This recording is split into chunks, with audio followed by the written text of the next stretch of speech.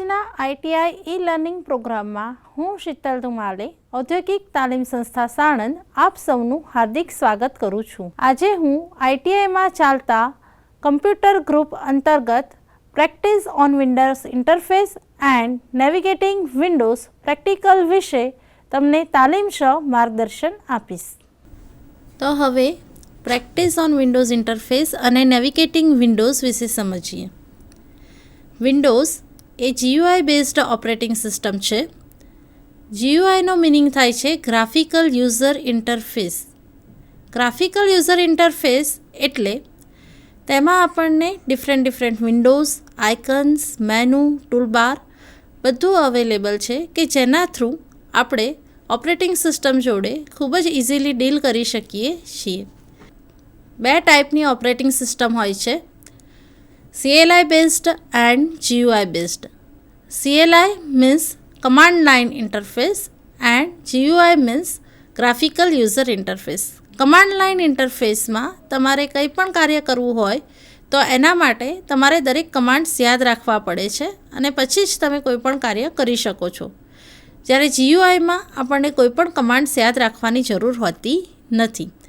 તેમાં આપણી પાસે ડિફરન્ટ ઓપ્શન્સ અવેલેબલ છે, આઇકન્સ અવેલેબલ છે, પોઇન્ટર્સ અવેલેબલ છે, કર્સર અવેલેબલ છે, ટૂલ્સ અવેલેબલ છે, મેનુ બાર અવેલેબલ છે, જે બધાનો યુઝ કરીને આપણે ખૂબ જ ઇઝીલી વિન્ડોઝ જોડે ડીલ કરી શકીએ છીએ. તો હવે આપણે સ્ક્રીન થ્રુ સમજીએ કે કઈ રીતે વિન્ડોઝ ઓપરેટિંગ સિસ્ટમ વર્ક કરે છે. જ્યારે કમ્પ્યુટર સિસ્ટમ સ્ટાર્ટ થાય છે અને બુટિંગ પ્રોસેસ કમ્પ્લીટ થાય એટલે આપણને આવી સ્ક્રીન જોવા મળે છે, જેને આપણે ડેસ્કટોપ કહીશું. જનરલી ડેસ્કટોપ ઉપર તમને આ જે દેખાઈ રહ્યું છે ધીસ પીસી, રિસાયકલ બિન, ટ્રાયલ નામની આ ફાઇલ છે. આ ધીસ પીસી, રિસાયકલ બિન એ બધા આઇકન્સ છે. આના સિવાય તમને અહીંયા બીજા ડિફરન્ટ આઇકન્સ, ફાઇલ્સ, ફોલ્ડર્સ જે પણ ડેસ્કટોપ પર સેવ કરેલું હશે તે તમને જોવા મળી શકે છે. એટલે system according desktop view different હોઈ શકે છે. અહીંયા હવે આપણે ધીસ પીસી પર ક્લિક કરશું તો તમે જોશો કે ધીસ પીસી પર ક્લિક કરતાં અહીંયા આપણે ડિફરન્ટ ડ્રાઇવ્સ જોઈ શકીએ છીએ. સી ડ્રાઈવ, ડી ડ્રાઈવ, ઈ ડ્રાઈવ, એફ, એચ. આ ડ્રાઇવ્સ બેઝિકલી જ્યારે આપણે કોઈપણ OS ઇન્સ્ટોલ કરીએ છીએ અને આપણે હાર્ડ ડિસ્કમાં પાર્ટીશન કરીએ છીએ ત્યારે જેટલા પાર્ટીશન કર્યા હોય એ પાર્ટીશનને આપણે જે નેમ્સ આપેલા હોય છે એ બતાવી રહ્યા છે. આપણે OS જનરલી સી ડ્રાઈવમાં ઇન્સ્ટોલ કરતા હોઈએ છીએ. OS સિવાયના જે કંઈ પણ પ્રોગ્રામ ફાઇલ્સ કે સોફ્ટવેર્સ આપણે જે ઇન્સ્ટોલ કરીએ છીએ તે પણ આપણે સી ડ્રાઈવમાં જ ઇન્સ્ટોલ કરીએ છીએ. બાકીના જે બીજા બધા ડ્રાઈવ છે જેમ કે ડી ડ્રાઈવ, ઈ ડ્રાઈવ, એફ ડ્રાઈવ એ બીજા ડ્રાઈવ્સ આપણે ડેટા સ્ટોર કરવા માટે યુઝ કરતા હોઈએ છીએ and this is for the DVD drive. હવે આ ડ્રાઈવ્સમાં આપણે નેવિગેશન કઈ રીતે કરશું તે જોઈએ. તો સપોઝ હું અહીંયા સી ડ્રાઈવ પર ક્લિક કરું છું. સી ડ્રાઈવ પર ક્લિક કરું તો અહીંયા તમે જોશો કે ધીસ પીસી સી ડ્રાઈવ એવું લખાઈને આવે છે. આને કહેવાય છે એડ્રેસ બાર. હવે હું એની અંદર પ્રોગ્રામ ફાઇલ્સમાં જઉં છું ડબલ ક્લિક કરીને તો અહીંયા એડ્રેસ બારમાં પાથ ચેન્જ થાય છે. C drive, program files.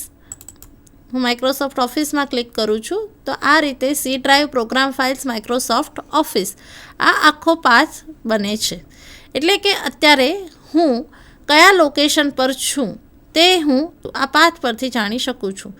મારે એમાંથી બેક જવું હોય તો હું અહીંયા બેકવર્ડ એરો ક્લિક છે તેના પર હું ક્લિક કરીશ એટલે હું ફરીથી પ્રીવિયસ ફોલ્ડર્સમાં હું મૂવ થઈશ. અને ફોરવર્ડ જવું હોય તો હું આ રીતે ફરીથી ક્લિક કરીશ ફોરવર્ડ એરો પર તો ફોરવર્ડ પર ક્લિક કરીને હું જઈ શકું છું. If I want to come out of this then હું અહીંયા અપ એરો પર પણ ક્લિક કરી શકું છું. અહીંયા તમે જોશો તો ફાઇલ, હોમ, શેર, વ્યૂ આ બધી શું છે અલગ અલગ ટેબ્સ કહેવામાં આવે છે. જ્યારે તમે પર્ટિક્યુલર ટેબ પર ક્લિક કરો છો તો એ ટેબમાં જે કંઈ પણ ફંક્શનાલિટી અવેલેબલ હોય એ અહીંયા નીચે ખુલે છે. સેમ વે અહીંયા હું શેર પર ક્લિક કરીશ તો એના રિલેટેડની ફંક્શનાલિટી મળશે. વ્યૂ કરીશ તો એના રિલેટેડની ફંક્શનાલિટી અવેલેબલ થશે. આ જે છે એ નેવિગેશન પેન છે, જે લેફ્ટ પેન છે. અહીંયા હવે આપણે સમજીએ. અહીંયા ક્વિક એક્સેસ, જે વસ્તુઓની વારે વારે જરૂર પડતી હોય એ બધું અહીંયા ક્વિક એક્સેસમાં જોવા મળતું હોય છે. ડાઉનલોડ્સમાં જનરલી જે કોઈ પણ ફાઇલ્સ ફોલ્ડર્સ આપણે બ્રાઉઝર પરથી ડાઉનલોડ કર્યા હોય છે તો એ અહીં ડાઉનલોડ નામના ફોલ્ડરમાં સેવ થાય છે. ડોક્યુમેન્ટ્સ જે છે તે આપણા વ્યક્તિગત સ્વરૂપના ફાઇલ અને ફોલ્ડરનો સંગ્રહ કરવા માટે યુઝ થતો હોય છે. પિક્ચર્સ છે, એમાં આપણે જે કંઈ પણ આપણા ફોટોઝ પિક્ચર્સ સેવ કરવા હોય તો આ પિક્ચર્સ નામના ફોલ્ડરમાં આપણે સેવ કરતા હોઈએ છીએ. મ્યુઝિકમાં આપણે મ્યુઝિકની એટલે કે ઓડિયો ફાઇલ્સ આપણે સેવ કરશું. અને વિડીયોમાં આપણે જે કોઈ પણ વિડીયો કેપ્ચર્સ કર્યા હોય કે વિડીયો ફાઇલ્સ જે સેવ કરવી હોય, મૂવી ફાઇલ્સ સેવ કરવી હોય તો એ વિડીયોઝ નામના ફોલ્ડરમાં સેવ કરતા હોઈએ છીએ. જ્યારે હું ડેસ્કટોપ પર ક્લિક કરું છું તો ડેસ્કટોપ પર જે કંઈ પણ ફાઇલ્સ ફોલ્ડર્સ અવેલેબલ હશે તે બધું જ અહીંયા દેખાશે. ઓકે. નેટવર્ક એ આપણી સિસ્ટમમાં આપણે નેટવર્ક એસ્ટાબ્લિશ કરવું છે કે નેટ કનેક્શન્સના સેટિંગ કરવા છે, તે આપણે નેટવર્કમાં જઈને કરી શકીએ છીએ. તે કઈ રીતે થશે તે બી અહીંયા સપોઝ હું અહીંયા પ્રોપર્ટીઝમાં જઈને કરું તો બી થઈ શકે. એની પ્રોપર્ટીઝ હું જોઈ શકું છું અને બીજા સેટિંગ્સ બી થઈ શકતા હોય છે. જ્યારે આપણે આ ડેસ્કટોપ જોઈએ છે તો અહીંયા રિસાયકલ બિન દેખાય છે. રિસાયકલ બિનનો યુઝ શું છે? રિસાયકલ બિન એટલે બેઝિકલી જે ડોક્યુમેન્ટ્સ આપણે ડિલીટ કરીએ છીએ તે ડોક્યુમેન્ટ્સ રિસાયકલ બિનમાં જઈને સ્ટોર થાય છે. એક ટેમ્પરરી સ્ટોરેજ જ છે. જ્યારે તમે કોઈ ફાઇલ ડિલીટ કરશો તો એ રિસાયકલ બિનમાં આવીને સ્ટોર થશે. પણ સપોઝ તમને એવું જોઈએ છે કે એ ફાઇલને તમારે રિસ્ટોર કરવી છે તો તેને બી તમે રિસ્ટોર કરી શકો છો. હું એક ફાઇલ બનાવું છું.